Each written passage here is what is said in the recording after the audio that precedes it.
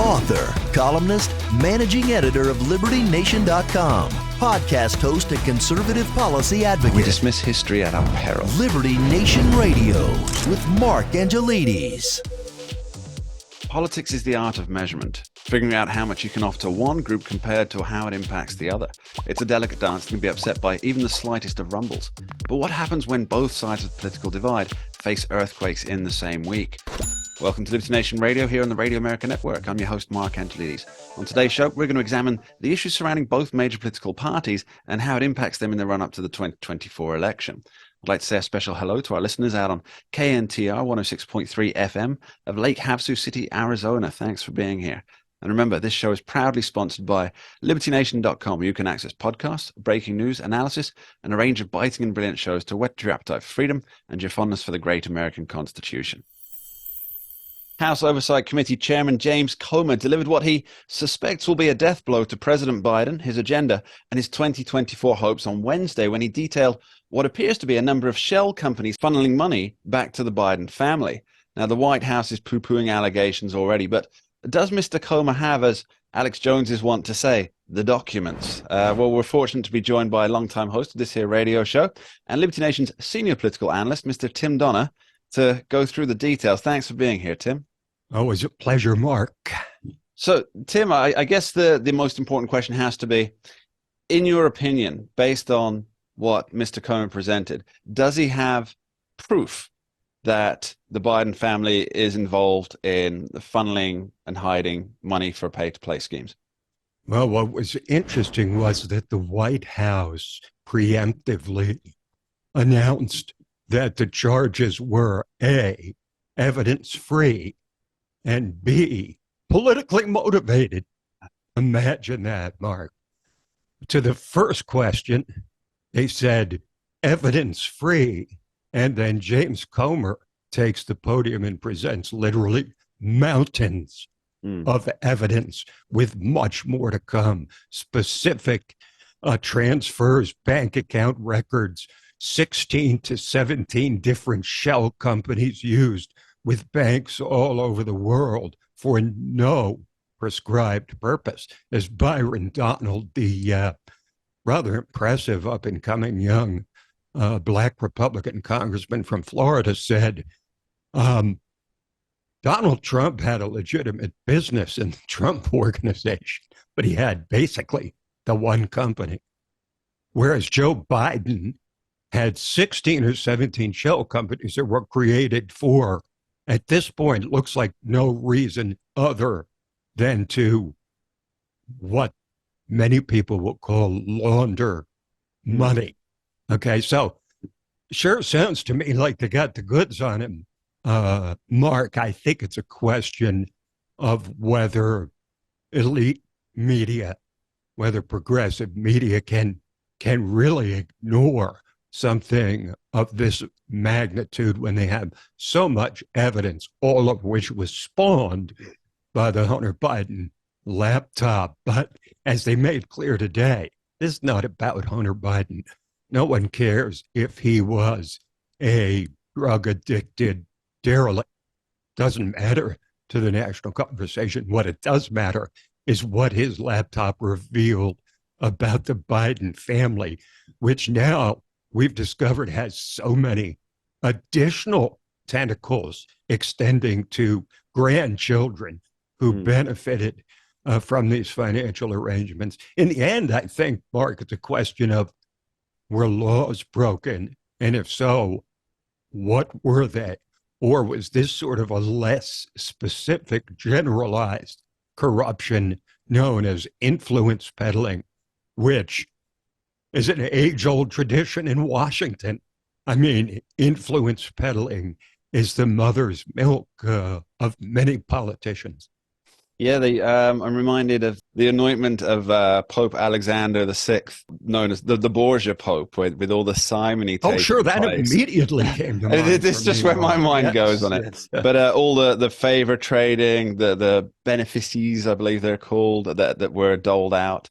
I think the Catholic Church called it indulgences. Indulgences, yeah, that's the presidential indulgences. It says Joe Biden is a Catholic, albeit a pro-choice Catholic, which is a contradiction in terms, these were certainly exactly the kind of thing that caused the Protestant church to break away from the Catholic Church, but I digress.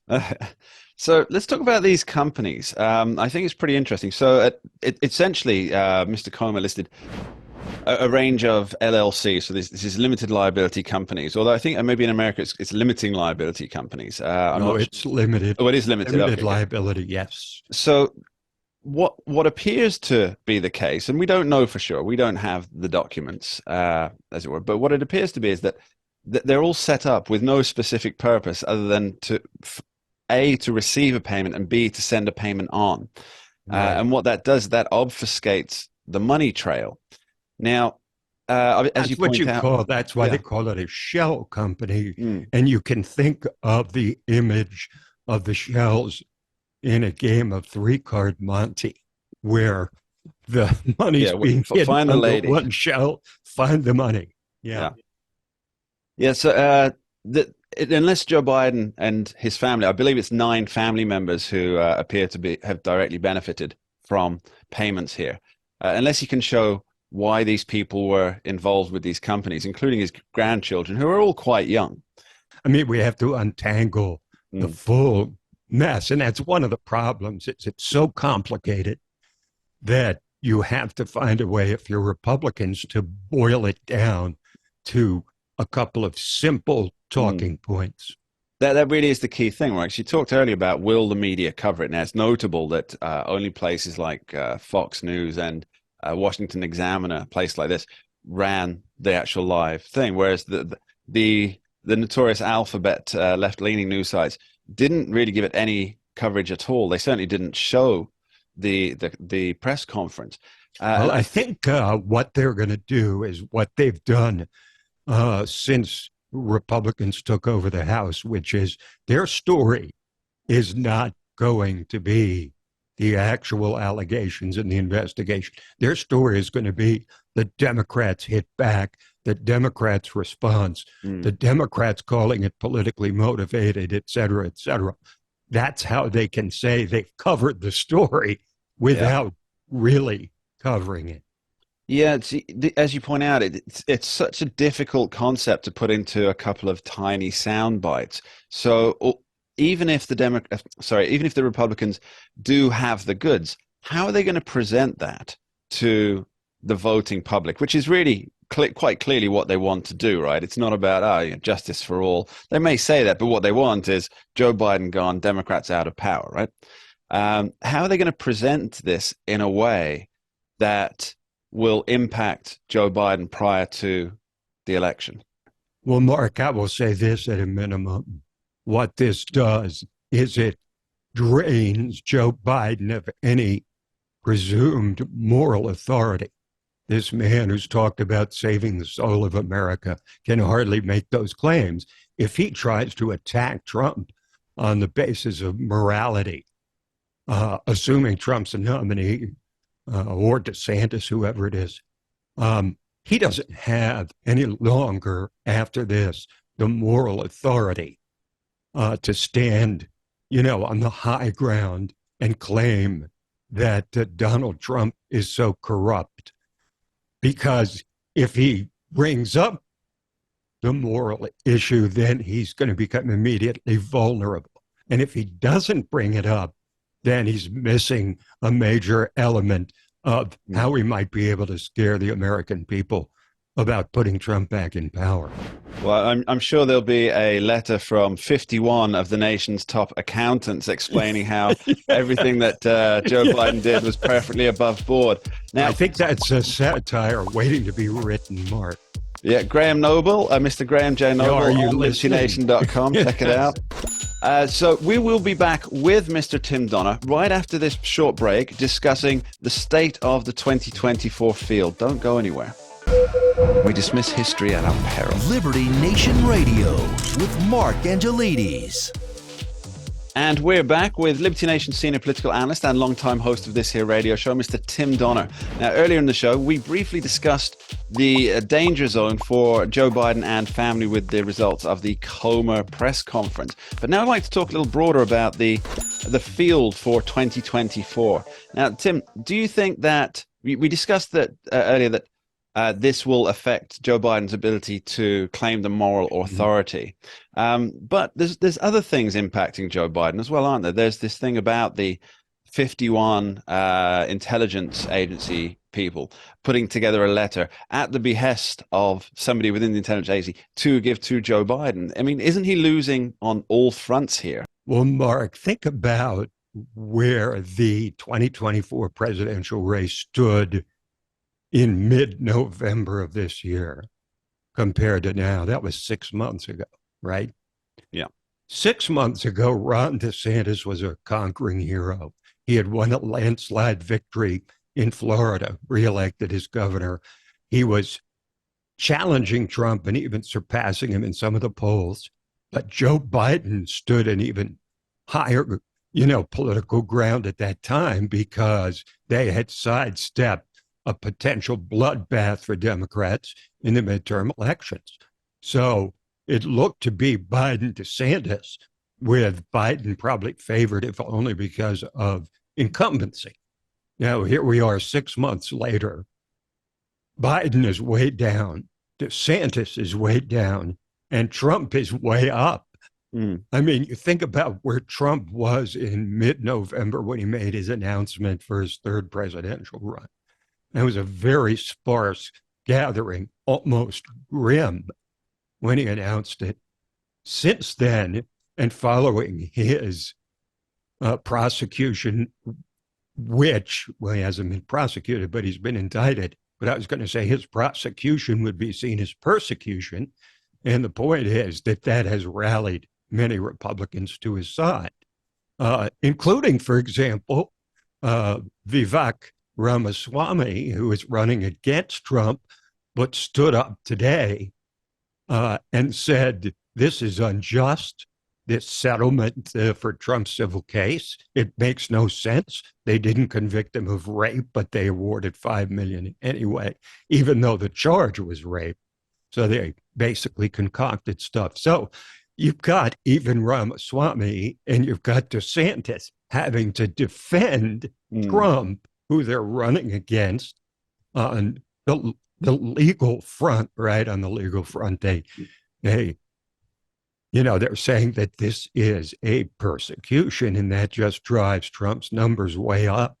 I think Joe Biden increasingly, and I think it was an ABC News poll this past weekend that really got the left's attention, that people like Donna Brazile were saying, let's not sugarcoat this. This looks awful for Joe Biden. The majority of his party doesn't want him to run. Like 60% of the country thinks he's too old and too cognitively infirmed. I've got those numbers in my head, Tim. Those numbers. It was 32% of the 1,006 people polled. It was ABC and a prominent Washington newspaper poll.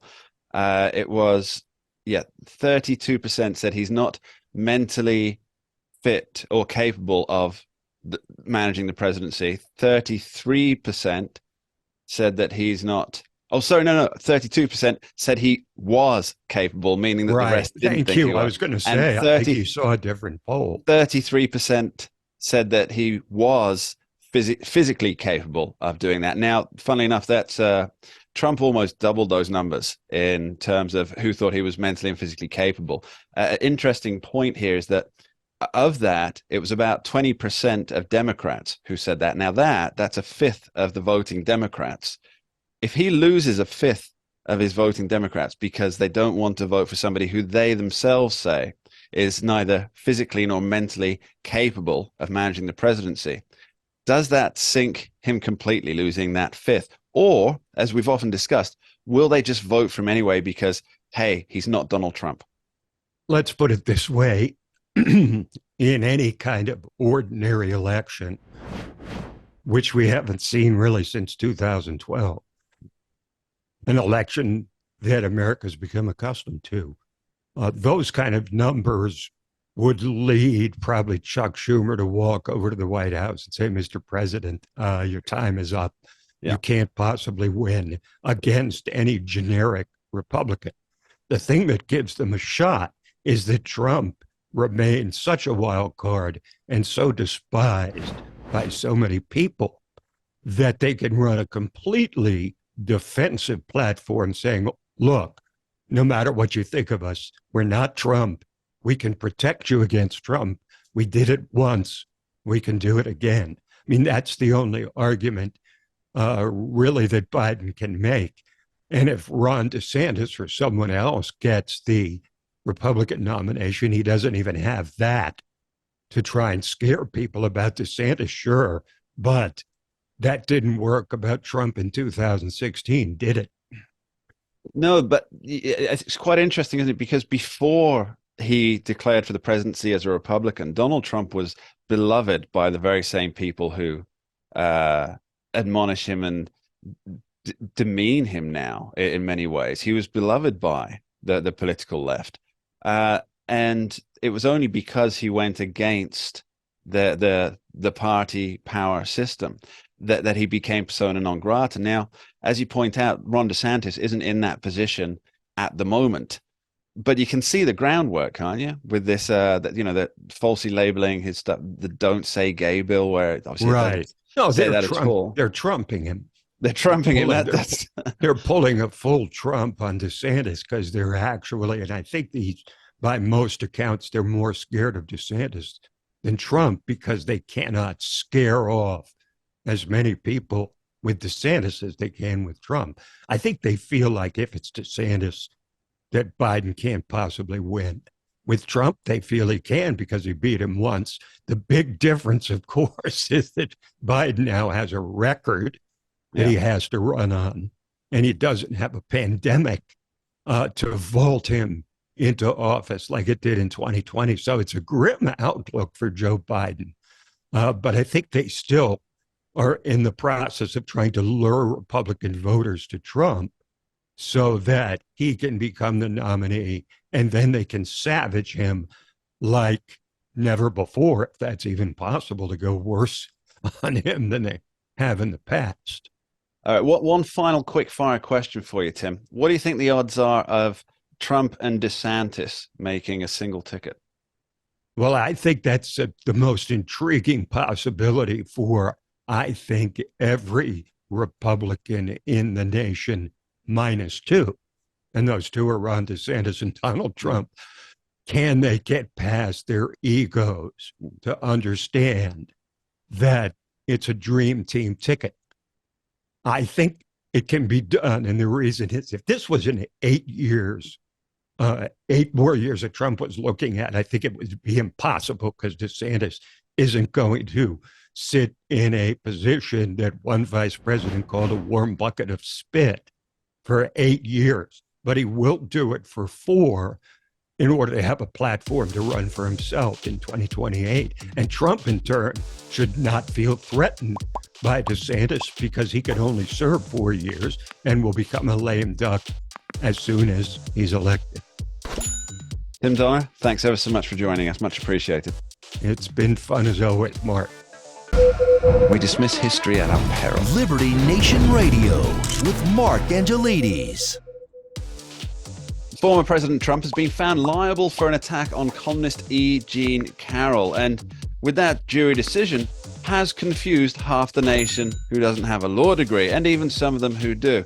Now, to figure out precisely what happened, what the charges were against Trump, and what the results were, we're joined by Liberty Nation's legal affairs editor, man about town, uprising superhost, Mr. Scott DeCosenza. Thanks for being here, Scott. Thank you, Mark, for elevating me to superhost status. I appreciate that. So you are our talking Liberty superstar. Now, Scott, this thing with E. Jean Carroll, so she accused him of rape in a New York City department store at some point during the mid-90s. And I think they finally narrowed it down to 96 by the 95 time 95 or 96. Well, that was the initial report, yes. Yeah. Now, this has really confused everybody because she accused Donald Trump of rape. Now, this is a civil trial, so there's no jail on this. It's a cash-based trial. She accused him of rape, and the jury of 9 came back and said that no, he didn't commit rape, but he did commit sexual battery, which was never alleged, was it, Scott? Well, yes, it was alleged. Okay. The sexual battery was in the form of digital penetration, as Right. I understand it. And one thing is, the way that I think it's helpful to think about it is the jury did not say that Mr. Trump did not rape Ms. Carroll. What they said was Ms. Carroll didn't prove beyond a preponderance of the evidence that Donald Trump raped her. Okay, So, but how then did she prove that the sexual battery took place?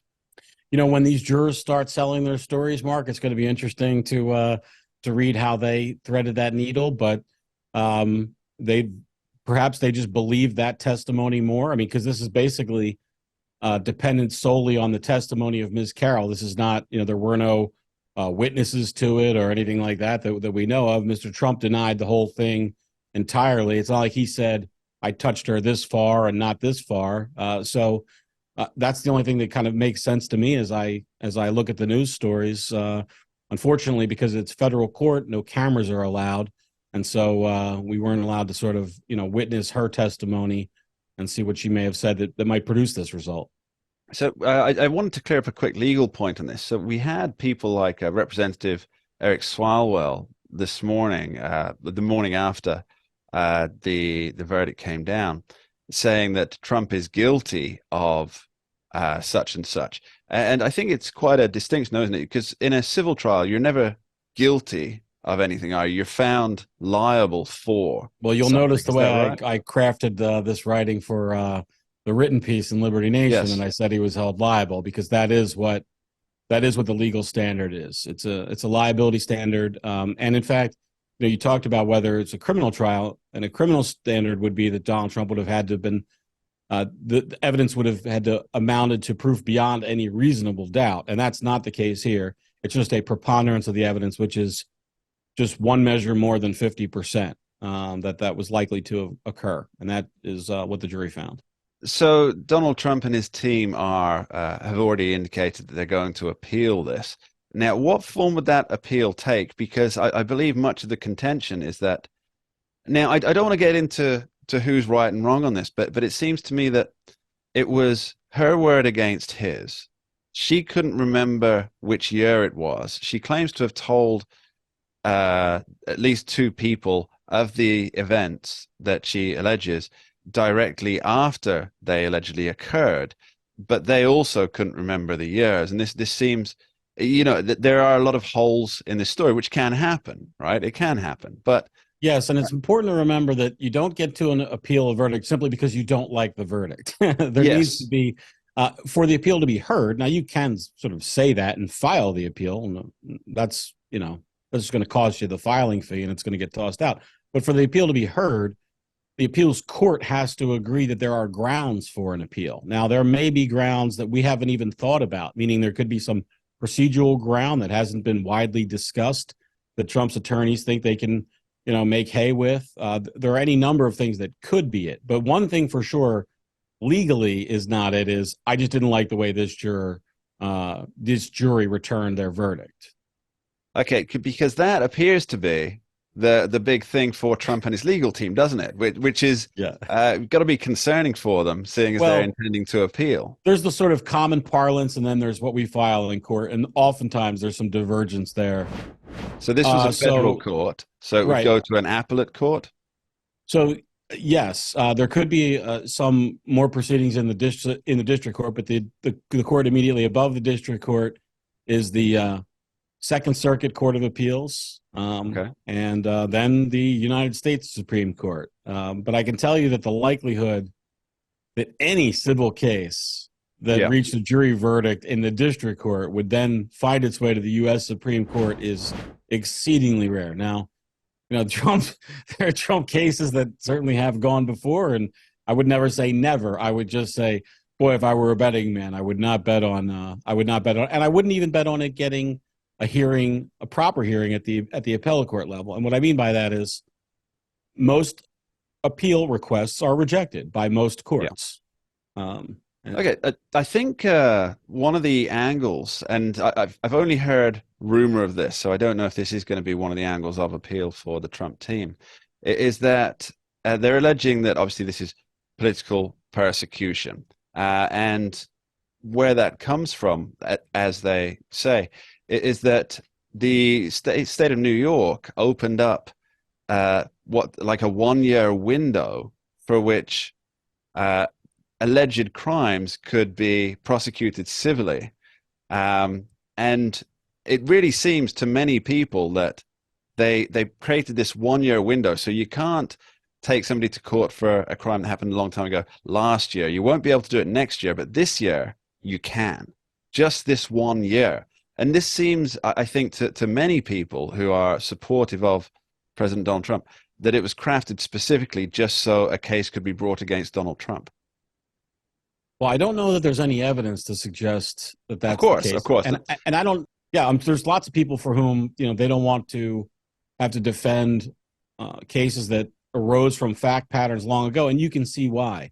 So Donald Trump has to fight this case that he did something vile and criminal and nefarious in 1995. Well, or 1996. Or 1996. And it's like, if you bring that case a couple of years later, there may be evidence that's preserved. Maybe his calendar, from a desktop or somebody's recollection that he spent 2 weeks a fancy New York department store, for example, will have cameras absolutely everywhere. I mean, that's they would. The reality of it. Although it's unlikely that they'll have kept those recordings for, what are we talking now? Almost 30 years, right? I think that the storage requirements would even cause Bergies or Bergdorf's rather to blush for that level of warehouse space back when they were actual physical tapes. Do you know what I mean? And just to be clear, it is it's a protection for the accused that we don't have to suffer through decades-long or decades-old charges because of the difficulty in fighting it,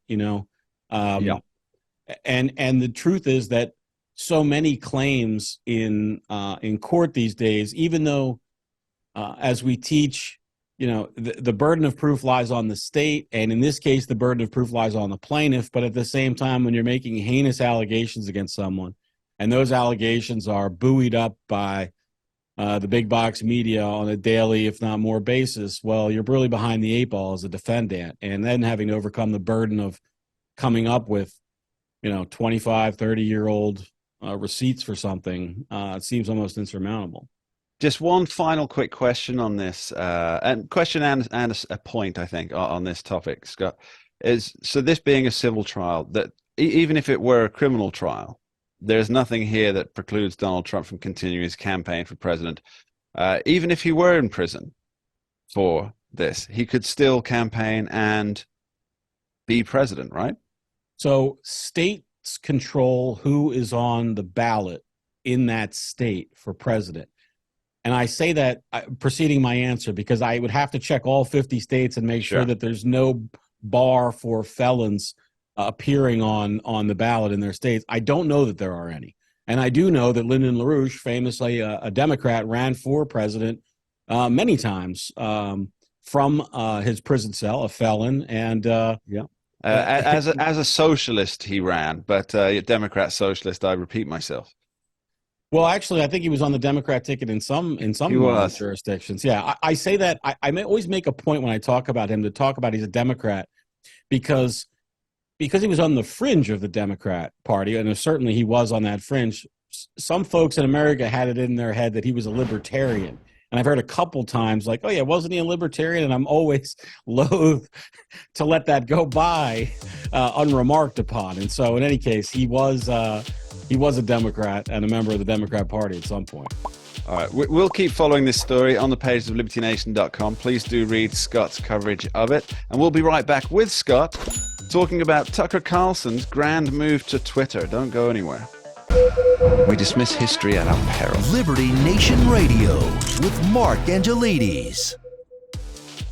Former Fox News host Tucker Carlson shocked the world by saying that he is coming back to the airwaves, but he's doing it on Elon Musk's Twitter. Now, what does this mean for the big box media? Is it the death knell of the legacy outlet? Scott, thanks for coming back with us. What's your take on the big Tucker Carlson move? Well, firstly, I'm welcoming him to a platform that LibertyNation.com and the Uprising podcast, which I host, have been on, well before Tucker's coming on board, and we're happy to have him. I think that's the first and big message for us, Mark. Yeah, absolutely. Please do follow the Uprising podcast on Twitter, because Scott is the one guy who can't let a fact check go. This is true. Yeah, I think it's great. I actually thought before it happened, this would seem like a natural push for him. I know that Musk has been pushing Twitter video capabilities quite a bit. I actually thought previously that he was going to take a run at YouTube. It seems like a natural thing there. If you build in a ton of video capacity for Twitter, why not make it, a video platform as well? Once you remove the kind of short video restriction, seems like a natural. It does. You see, the thing is, you have your regular news programs, your regular TV things, but they kind of run, unless you like DVR or something, or TiVo, I think it's called nowadays, then you're kind of on somebody else's pattern. But if they're always available within a Twitter feed, if the programs you want to watch, you can literally watch them at any time from a handheld device if you want. And I think that's quite a unique way of delivering news. And if Tucker seems to succeed there, and I think he probably will, he does have an audience. A built-in audience. Everybody's already on Twitter. That's the thing. They already are. If we got $1 billion worth of financing tomorrow, Mark, to start a new social media network, and I'm not going to discourage any capital financiers out there from writing that check. But we are accepting checks and donations of bottles of fine scotch. Write your yeah, exactly. I was going to make a joke, but I'll leave it there.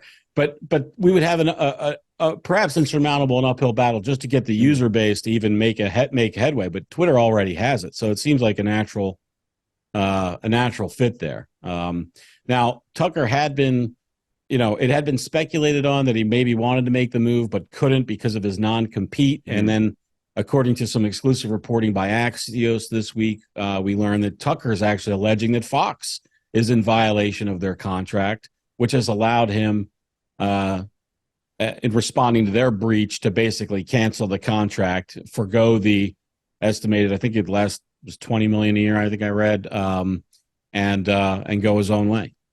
So, sorry, just to clarify that, 'cause obviously we don't have access to the Carlson contract, but the non-compete presumably would it would continue to pay him some millions per year as long as he were not in competition with Fox News. Not some, though, the full value of his contract. It wasn't like he was going to get a step down for not working. It was like, they'll pay him his full freight and go sit on a beach until after the presidential election in January of 2025, which is when reports indicate his contract expires. But by the nature of Twitter being a social media platform, surely that would already mitigate the non-compete clause, wouldn't it?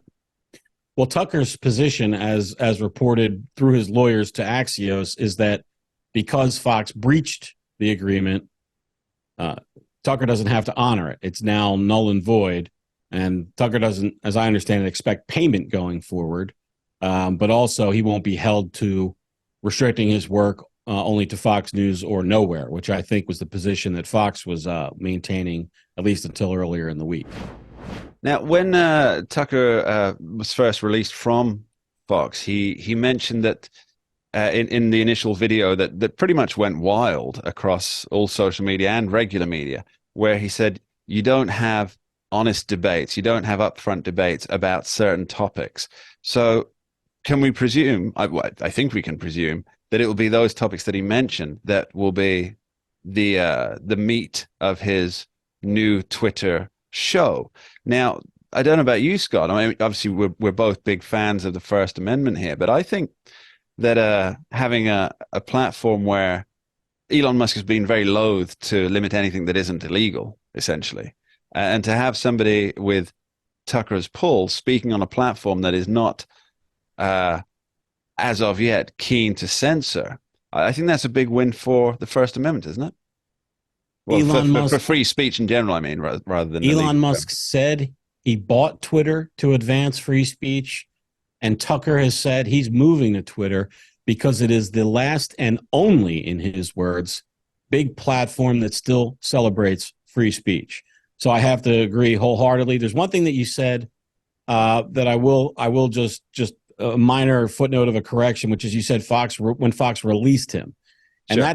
that's contractual language, and we're talking about his contract. So I want to say nowhere did Fox indicate that they released Mr. Carlson. They released him from the duty to record and submit a show every week, but not from the contract. And that's I'm going to suspect we'll be talking about that in the future as the fight continues. Okay, Scott, I have two more questions for you on this particular topic. The first one's quite a short one, but I think, and I want to know if you agree with me on this, that although it hasn't been announced when Tucker's new show on Twitter will be coming out, my guess is that he puts it bang on 8 o'clock at the same time as his old show. What do you reckon? That's when he made his first post cancellation announcement, and why not? Yes, I hope he does, Mark. I don't know that that's a prediction, but it's a wish. Yeah, it's the prime slot. So anybody who's watching Tucker Carlson live on Twitter will not be watching the key advertiser demographic. And not only that, for a daily show, if that's what it's going to be, that's a good time in terms of having the day's events establish themselves and then being able to get. I'm assuming he's going to get experts and guests like he had before, and to get that talked about and then wrapped up and submitted. It's about the right time of day. In other words, for that cycle to complete. Very true. I mean, President Biden's been in bed for at least 6 hours by then. So now, how do you think this whole thing's going to play out for Tucker Carlson? Well, I'll tell you the statement that was released to Axios. I mean, I don't know if Axios is talking to Tucker directly or his lawyer, but they've got a really great source based on the information they're publishing. And one of the things they talked about was wanting to secure the private messages of Fox's communications director, a woman whose name escapes me at the moment. But, Tucker's been run through the mill for having his text messages exposed. And the prospect of discovery where some of these other Fox executives who are on the inside right now to have their stuff exposed, I'm going to guess that Fox is going to want to avoid litigation in this area and come to an agreement with Tucker over money and his ability to work elsewhere. All right, Scott, thanks for being here on this. Please do go and read Scott's assessment of this on the pages of libertynation.com. Scott DeCenza, thanks very much. Thank you, Mark. And that's just about all we have time for on this week's edition of Liberty Nation Radio, heard coast to coast on the Radio America Network. I'd like to thank our guests, longtime host of this here show, Tim Donner, and our Talking Liberty superstar, Mr. Scott DeCenza, Esquire. And let's not forget my appreciation to you, the listeners, for taking the time to tune in and join us. I'll leave you with a parting shot this week. When politics ceases to be about the search for a more perfect union, a hunt for a new Camelot, if you will, what we have left are power seekers. Now, perhaps they're noble in their own minds, and they believe that they will do good once all the power is seated within them. But that's the same as thinking that any means justify the end you desire. And what it creates are politicians who will persecute their opponents, engage in criminality, and lie as though their lives depended on it. And it's all because they believe that they alone can solve the ills of the world, not realizing that it's they themselves that are creating such societal disease. Power does indeed corrupt, but mostly only those with low moral characters to begin with. Thanks for listening. We dismiss history at our peril. Liberty Nation Radio with Mark Angelides. Entertaining, informative, and just plain fun.